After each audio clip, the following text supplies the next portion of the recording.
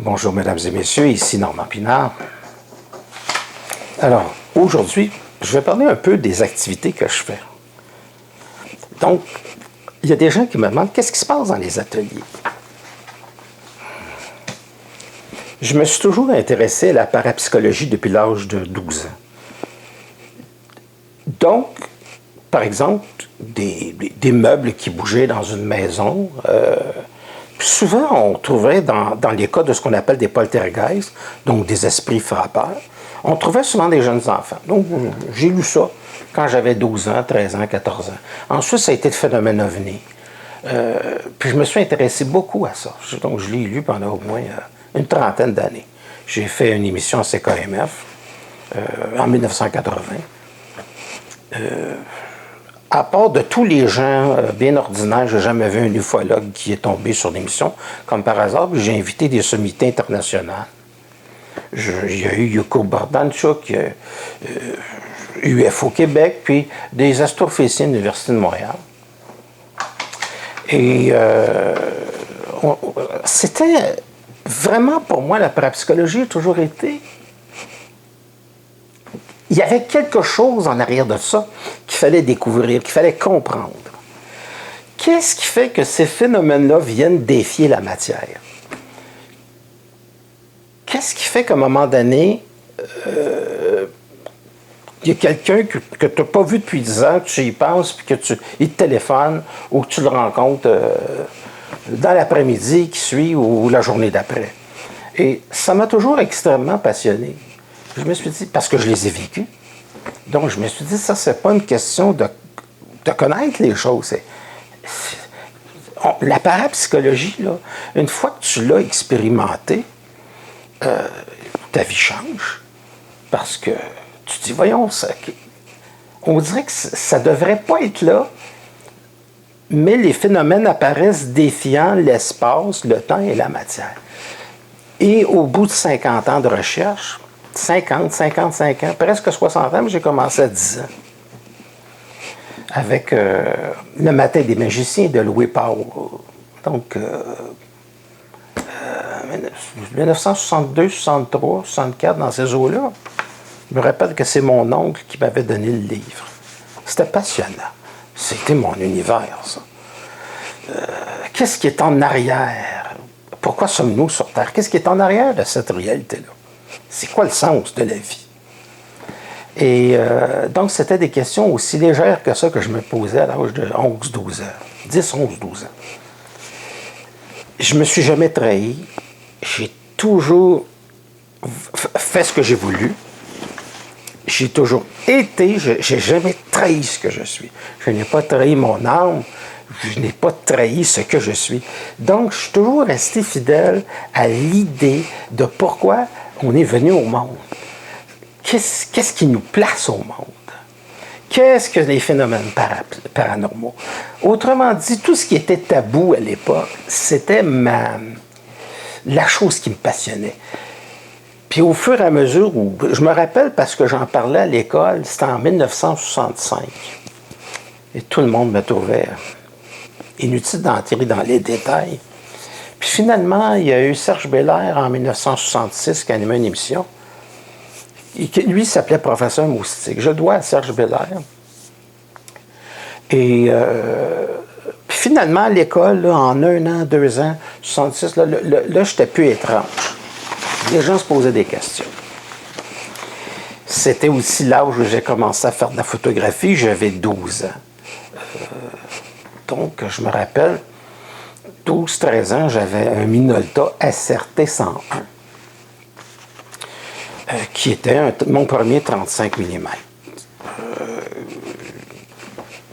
des gens qui disent, comment tu as fait pour te payer ton équipement? Bien, à cette époque-là, j'avais pas mal de kilos et je vendais des stylos de porte-à-porte. Et je me faisais à peu près, là, dans 66, 67, 68, je me faisais à peu près 17 $ par soir en vendant des stylos de porte-à-porte. Et c'est comme ça que j'ai payé mon premier appareil photo. J'avais été encouragé, on était 2, puis on vendait des stylos. puis on se faisait assez pour se payer nos affaires, parce qu'à ce moment-là, c'était de l'argent. Quand tu faisais ça 3 soirs de suite, là, par semaine, que tu avais 13, 14 ans, il fallait être baveux, il fallait foncer. Donc, cette réalité-là,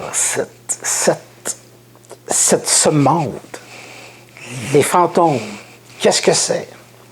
Puis à un moment donné, j'ai découvert, après des années de recherche, mais j'ai commencé à avoir l'intuition en 77, avec l'apparition du livre de Bertrand Meyers, qui était Soucoupe volante et science-fiction. Parce que finalement, on découvre que les soucoupes volantes n'apparaissent pas en 1947 avec Kenneth Arnold, mais ils apparaissent dans Amazing Stories, écrit en 1920. C'était des petits comiques. J'ai dit, c'est quoi le lien? Qu'est-ce qui fait que soucoupe volante apparaît dans la réalité en 1947? Premièrement, le mot soucoupe volante a été emprunté à Amazing Stories. Donc, UFOs, ça vient de Amazing Stories de 1920. D'accord? Les petites créatures puis les rayons laser apparaissent dans Amazing Stories dans 1920. D'accord? Même si la découverte du rayon laser, c'est la fin des années 50 qu'on a découvert le rayon laser. Puis on l'a mis au point en 60-61, je crois. À vérifier, mais c'est quelque chose de relativement assez récent. D'accord? Quand on dit, ben, c'est récent pour moi, c'est peut-être pas récent pour quelqu'un qui a 30 ans qui m'écoute. Alors, j'ai découvert qu'il se pourrait que la parapsychologie, ce qui intervient dans le monde de la matière et qui ne devrait pas être là, n'est rien d'autre que le fait que l'erreur que l'on a toujours faite, c'est que l'on a toujours cru que la matière était quelque chose qui semble réel. Mais en fait, ce ne sont... Là, je vous demande simplement de ne pas essayer de comprendre ça. Laissez passer ça, puis vous aurez deux choix de dire, le gars, il est fou, ben donc, il dit quelque chose peut-être qu'on pourra peut-être comprendre plus tard, ou vous allez peut-être le comprendre tout de suite. Je crois que nous vivons dans un spectacle. Autrement dit, nous sommes les créateurs de ce qui nous met au monde. On n'a pas été créé. On crée. On se met au monde pour répondre à l'appel de notre infini au niveau des représentations du monde dans lequel on vit. Si la matière n'existe pas, maintenant nous savons comment est-ce que la parapsychologie est possible. La parapsychologie est possible dans la mesure que nous construisons le monde à deux niveaux. Nous constituons le monde des représentations, à la fois par l'idée que nous nous faisons du monde. Autrement dit, le monde est notre apparition. Et il s'ajuste à nos pensées. Si le monde s'ajuste à nos pensées, c'est que nous en sommes les créateurs de tous les événements là. Ça veut dire qu'on est vraiment divin et que l'on est responsable. OK? Vous comprenez ça, là? Même de notre éducation. Le passé, le présent et le futur. On a toujours constitué le monde. On construit. Maintenant, le monde se constitue aussi au niveau de ce qu'on appelle, puis là, je suis d'accord avec Jung, la représentation collective du monde, l'inconscient collectif. D'accord? Mais je vais mettre ça de côté parce que je ne veux pas devenir trop complexe. Mais dans les phénomènes de la parapsychologie, ce qui est intéressant, c'est que ce n'est pas que le paranormal défie la matière, c'est que la matière n'a jamais existé. Est-ce que vous comprenez ça? La matière est quelque chose qui n'existe pas. Mais la représentation, elle est solide, elle est réelle. Comprenez-vous? La représentation du monde, ce que nous nous donnons comme monde est réel. C'est-à-dire que c'est quelque chose qui semble être... ça semble être... Comprenez-vous? Mais c'est une idée. Dans notre réalité éveillée, n'est pas tellement différente de notre réalité lorsque l'on dort la nuit et que l'on rêve. Dans le rêve, vous vous représentez des gens que vous avez connus peut-être, vous vous représentez des événements, vous êtes en train de créer le monde dans vos rêves. Il n'en demeure pas moins que la nuit, tout vous semble réel dans le rêve. Sinon, vous n'auriez pas des émotions lorsque vous vous réveillez, des fois, parfois en transpiration, en vous demandant qu'est-ce que vous avez vécu. Bon, ben c'est la même chose pour la réalité. C'est aussi une forme de rêve, mais c'est un rêve que l'on peut contrôler. Et c'est dans ce sens-là que je fais mes ateliers. Si nous avons appris à être des animaux raisonnables et à penser comme des singes, peut-être qu'on peut changer le conditionnement. Et je dis qu'on peut changer. Maintenant, si je change l'idée de la relation que j'ai avec moi, automatiquement, le monde s'adapte à mon moi qui est modifié dans sa perception. C'est ce que je fais dans les ateliers en auto-hypnose. C'est-à-dire que je change, j'introduis l'idée de la richesse pour que ce soit bien enregistré. J'introduis également l'idée de la santé pour que ce soit bien entré dans la tête. J'introduis l'idée que l'espace et le temps est une représentation, ce qu'il est aussi. Rien d'autre que du spectacle. Une représentation est un spectacle. Donc, c'est une idée. Qu'est-ce que je fais en auto-hypnose? Je suggère qu'on va dans des endroits où on est très riche, on constitue, on est en contrôle total de ce qu'on crée. Je constitue que le corps est quelque chose qui est très en santé. Puis que finalement, on joue avec l'espace et le temps, puis on visite différents endroits.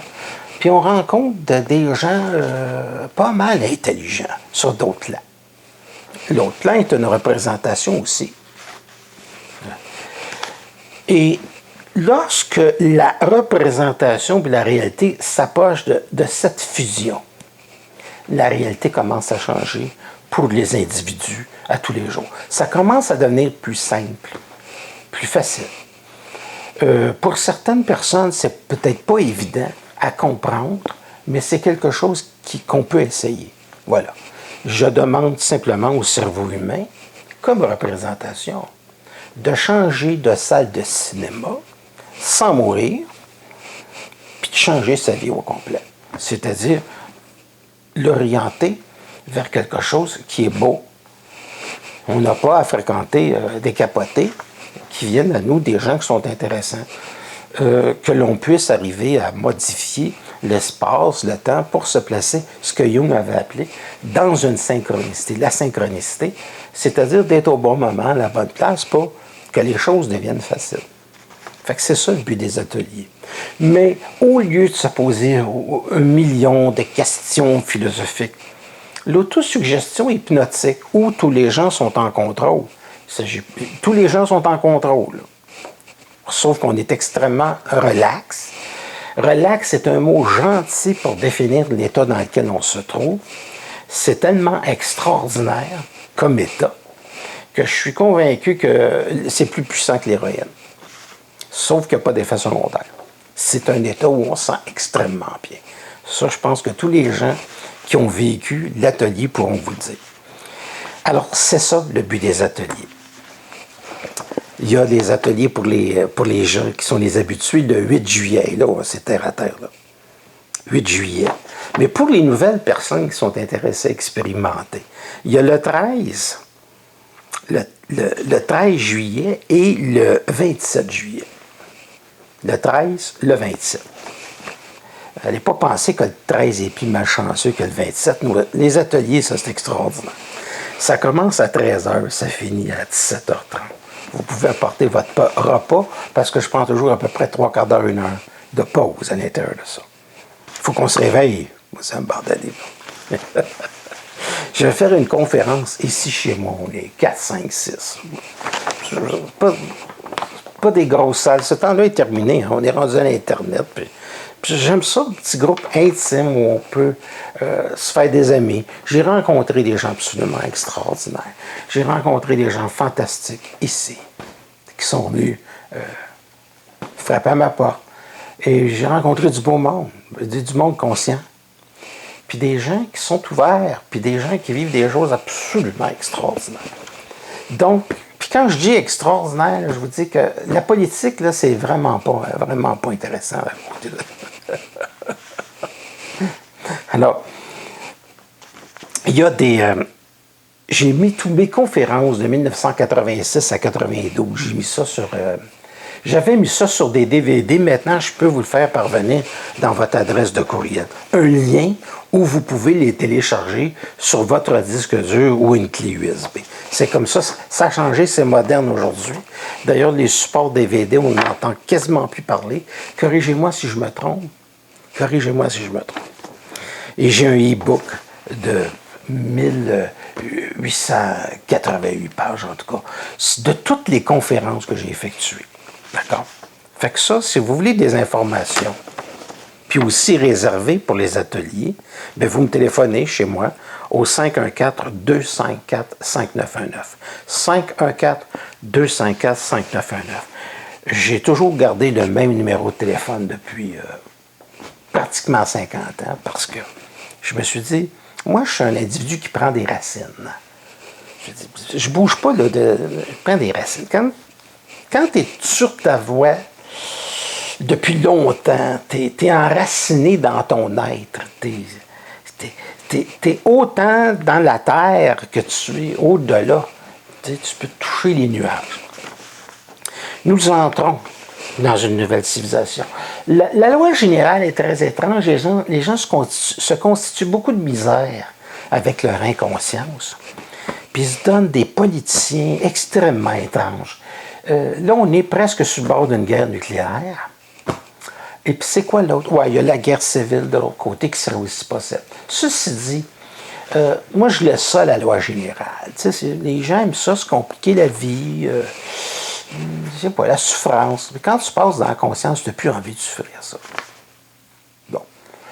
Maintenant, vous allez dire, vous savez, je vais vous donner un petit tuyau. Je vais me donner quand même une autorisation de vous donner un petit tuyau aussi.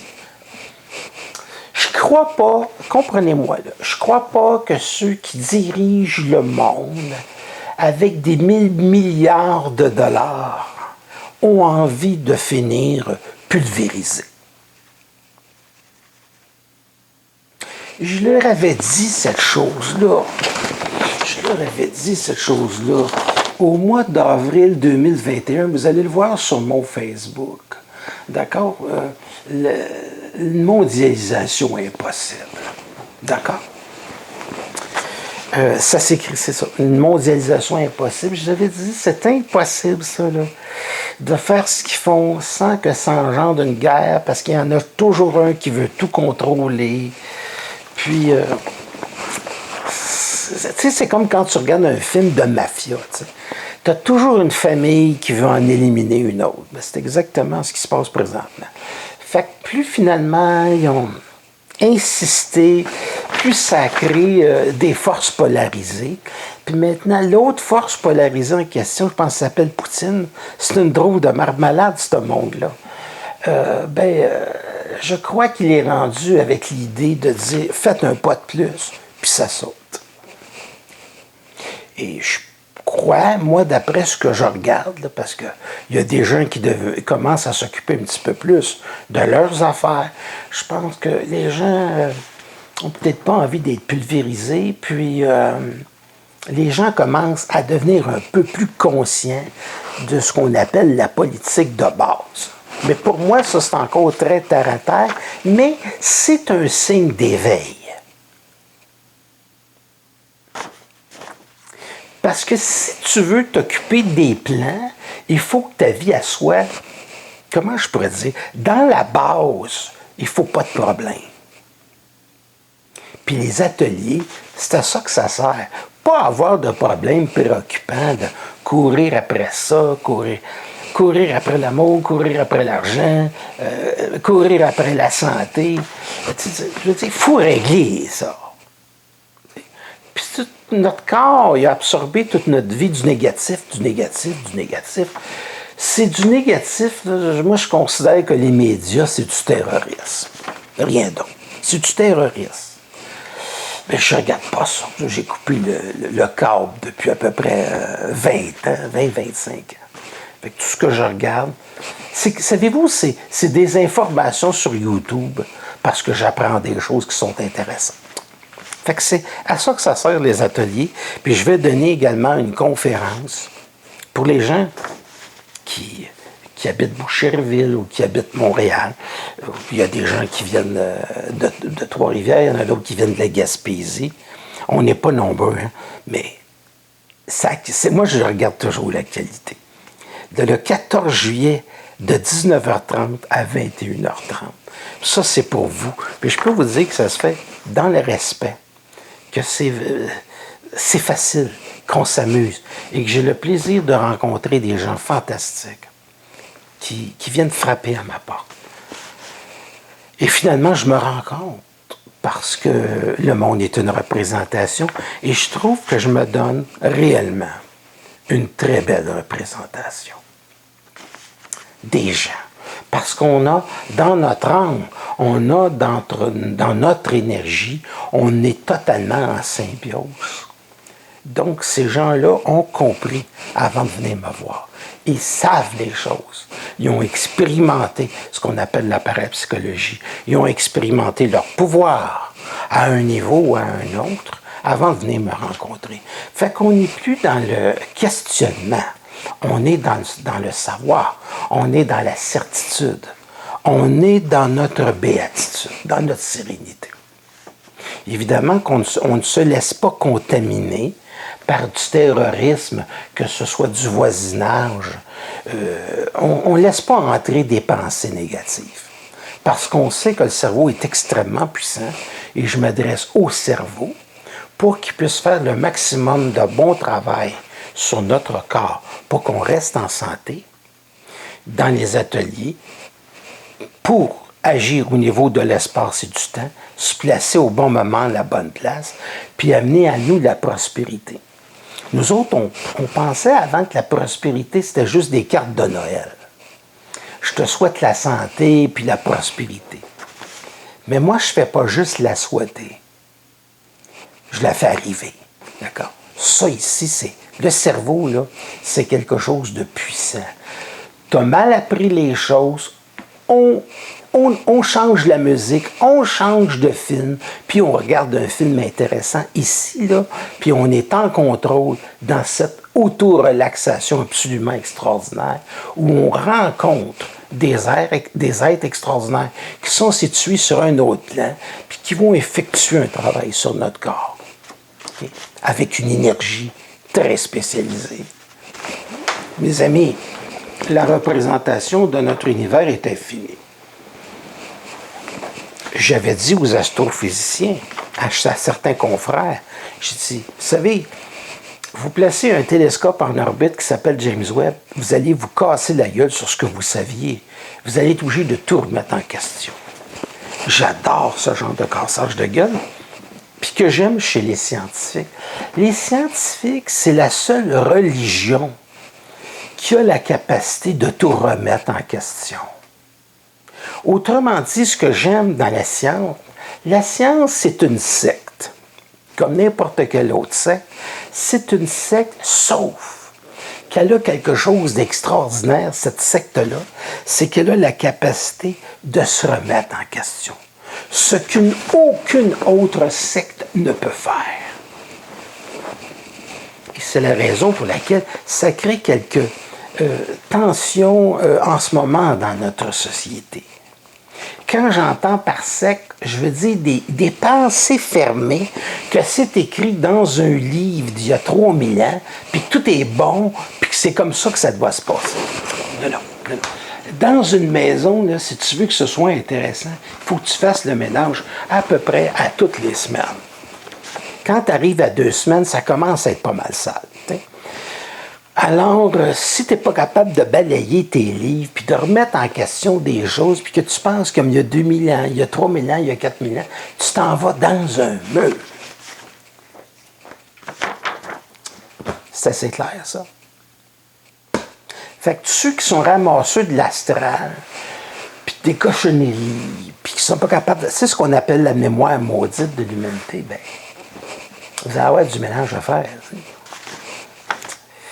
Ça, c'est comme les feuilles d'un arbre. Hein? Les feuilles d'un arbre, quand ça arrive l'automne, ben, ils tombent puis ils repoussent de nouvelles feuilles au printemps.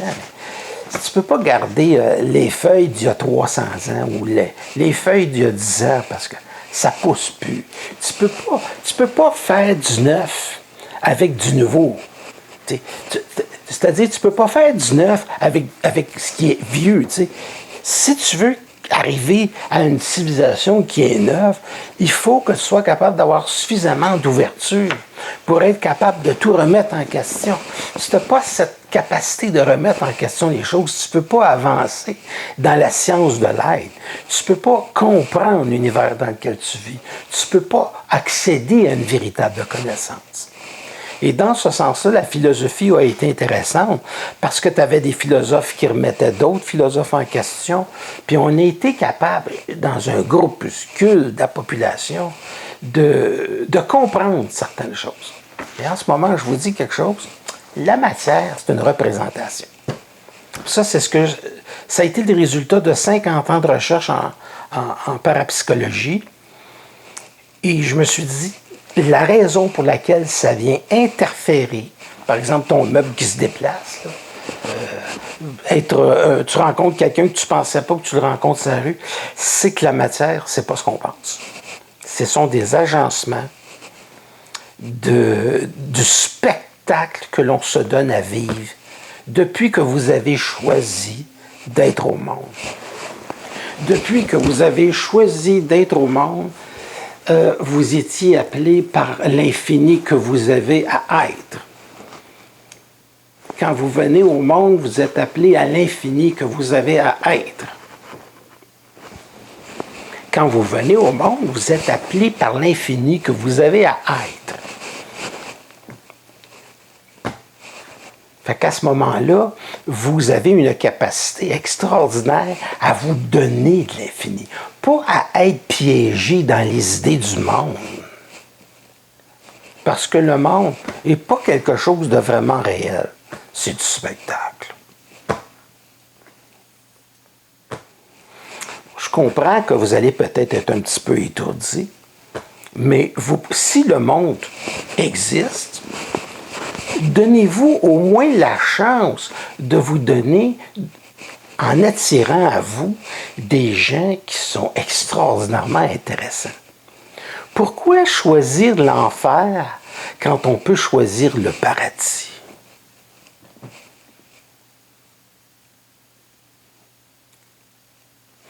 Alors, les dernières années de notre civilisation nous ont donné quand même une tentative d'éveil, pour certains, pour la majorité des gens, mais pour d'autres, c'est des gens qui sont capables de remettre en question au moins la politique.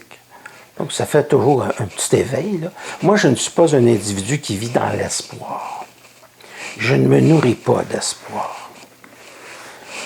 Superman, pour moi, là, un sauveur, ça n'existe pas. Je m'en occupe.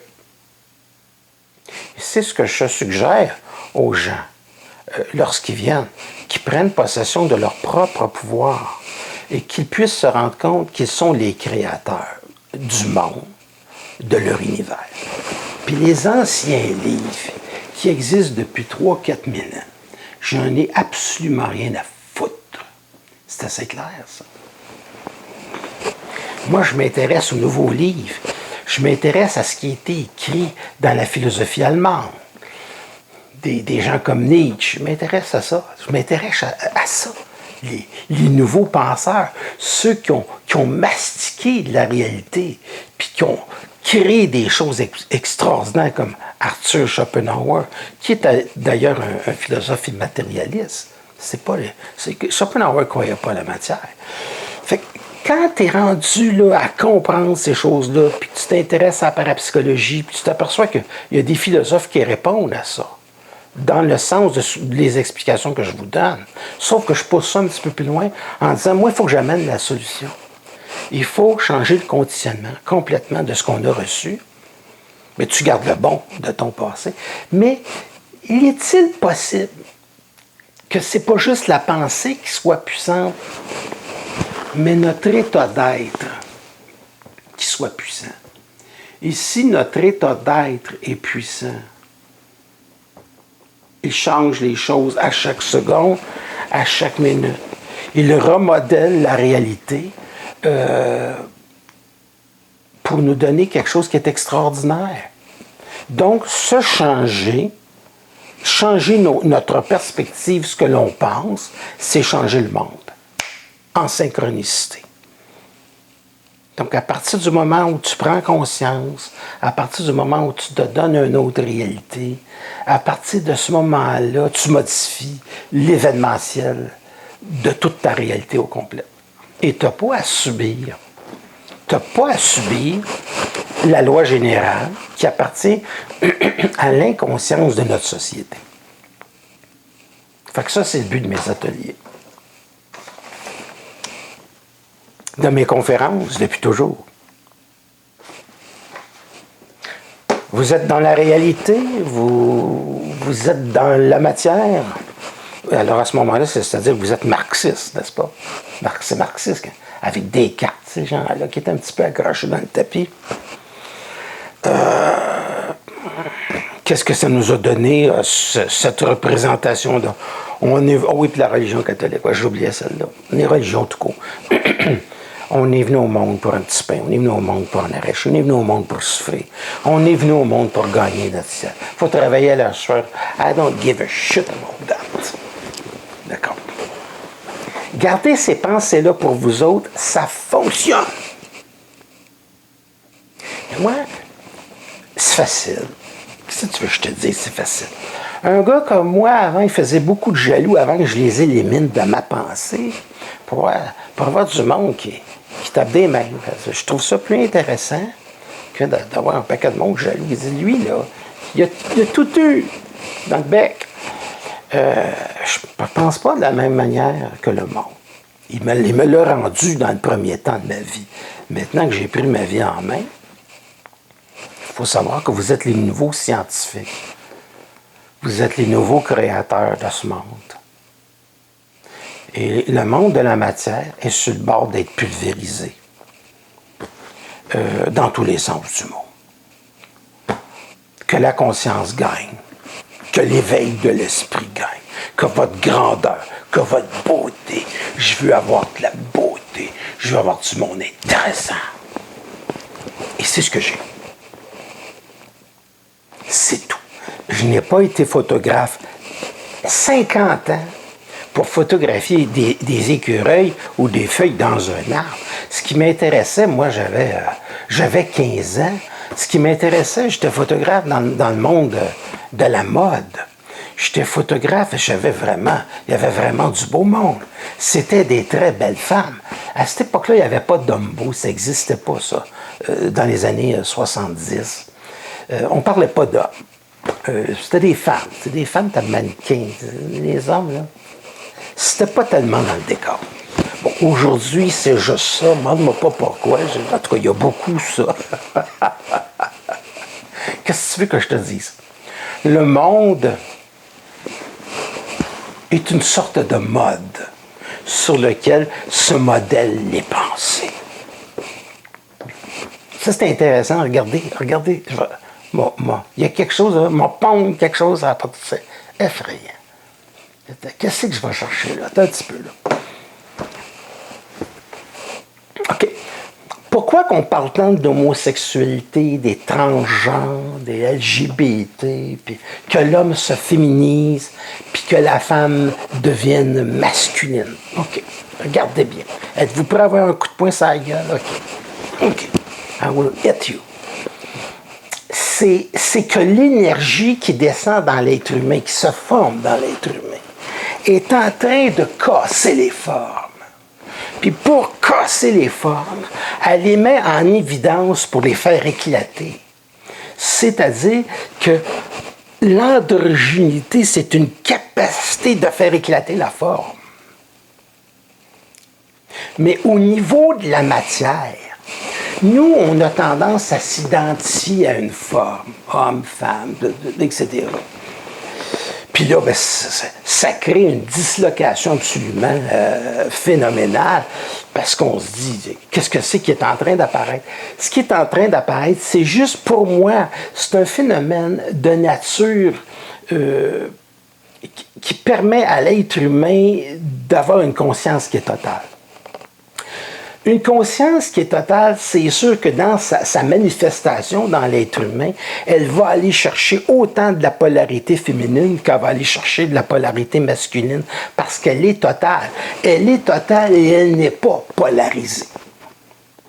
Elle n'est pas polarisée. Mais quand même, quand tu es un homme, tu es un homme. Quand tu es une femme, tu es une femme. Tu comprends-tu? Quand tu es intelligent, tu ne peux pas t'identifier juste à ton corps. Et c'est parce qu'on s'identifie beaucoup trop au corps qu'on capote. Pourquoi il y a des gens qui font la mort imminente, near-death experience, puis ils sortent de leur corps, ils sortent de la représentation matérielle du corps. Mais on ne meurt pas, on est infini. C'est tout. Il n'y a pas de fin. Il n'y a pas de fin. Parce qu'il y a eu justement un début. Fait que, qu'est-ce qu'il y avait avant ton début? Tu sais, il faut que tu comprennes que tu apparais, mais ce qui apparaît, c'est toujours ton infinité, ton infinité, ton infinité, tout le temps. Il y en a qui prennent des pauses, il y en a qui peuvent prendre des vacances, il y en a qui peuvent être sur une autre planète, il y en a qui peuvent utiliser le dauphin. C'est léger comme vie le dauphin, ou un éléphant quelque part. Là, on est toujours de la vie. On est toujours de la vie. On est toujours de la vie. Tout le temps. On est toujours de la vie. Mais quand tu passes à la conscience, c'est extraordinaire parce que ta vie t'a choisi.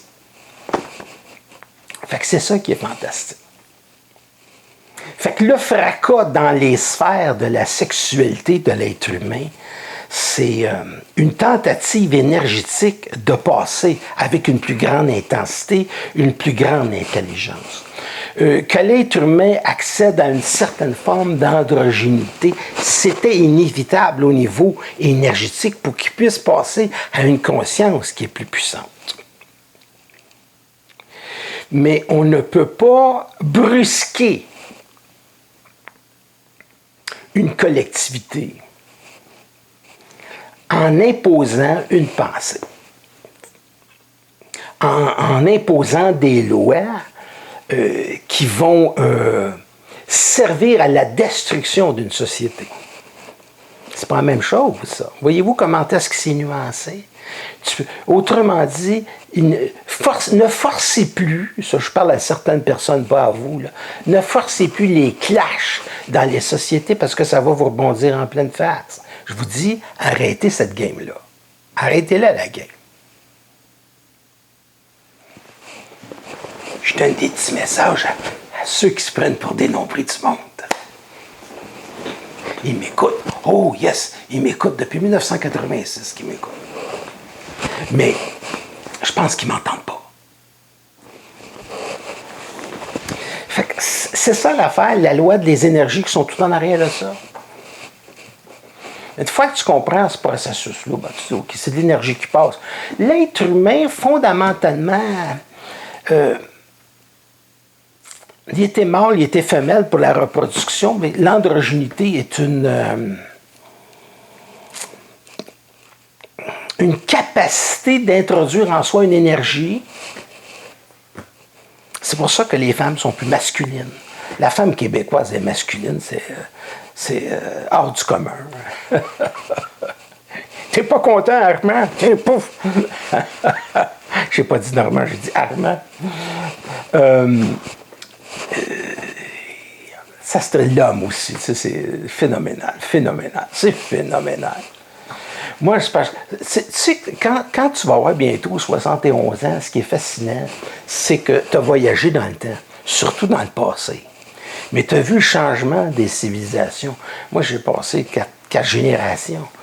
J'ai vu ça changer, se transformer, des tabous, des affaires qui étaient tabous avant. C'est devenu aujourd'hui un must. Un must. Tu sais, moi, là, vos maudites modes, là, je suis en train de me parler à moi, là. On se comprend. Le monde, c'est une représentation. Je parle à la représentation. Les maudites modes, j'en ai rien à cirer. Je suis pas une mode. Je suis. Je suis. Au-delà de toutes les modes. Qu'est-ce que c'est que vivre librement? Vivre librement, c'est ne jamais se prendre au sérieux. Je vous remercie beaucoup. Je ne sais pas comment elle s'appelle, cette conférence-là. C'était le problème de mon réalisateur lorsque je faisais des émissions de télévision. Je dis, on se décidera tout de suite après parce qu'on décidera du titre après. Excusez-moi, mon accent québécois qui est ressorti aujourd'hui pour les Français qui ne peuvent pas saisir. Hein. Ça ne prend pas grand-chose, hein, juste un accent, ils sont perdus. Hein. Alors, les adore. Je les vois sur Bigot. Alors, ça c'est dit, c'est Normand Pinard qui vous dit au revoir. J'ai toujours un immense plaisir d'accueillir les gens et d'accueillir la vie. Elle est franchement extraordinaire. Vous aussi, n'oubliez pas que vous êtes ma représentation. Au revoir et à bientôt.